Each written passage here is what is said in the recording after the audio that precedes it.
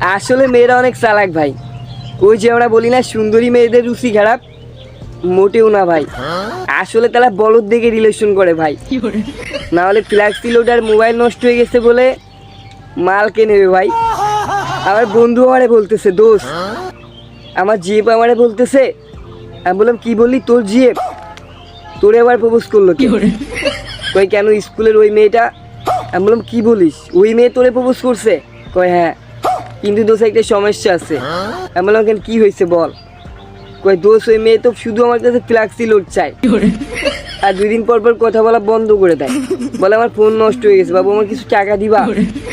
আমি বাবার পকেটে টাকা চুরি করতে করতে সেদিনও বাবা জেনে গেছে, আমার বাড়ি খাওয়া বন্ধ করে দিছে।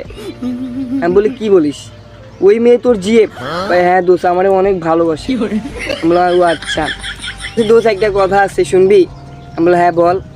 কয় দোষ ও না বলছে স্কুলে যেন কারোর সাথে না বলি, ওর সাথে আমার সম্পর্ক আছে, শুধু বাসে যেয়ে ফোনে কথা বলবে, তাছাড়া যেন কাউরে না বলি, আমাদের রিলেশন আছে। তখন বুঝতে পারলাম আসলে বন্ধুর জিএফটা কেমন, কতটা ভালোবাসে।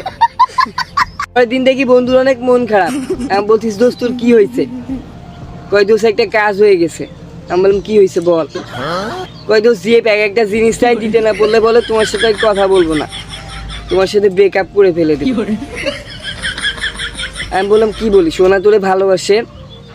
ভালো তো বাসে, কিন্তু এগুলা করে কেন, তাই বলবি একটু। তখন বন্ধুরে বললাম দোষ একটা কথা শুনবি? কয় কি বল।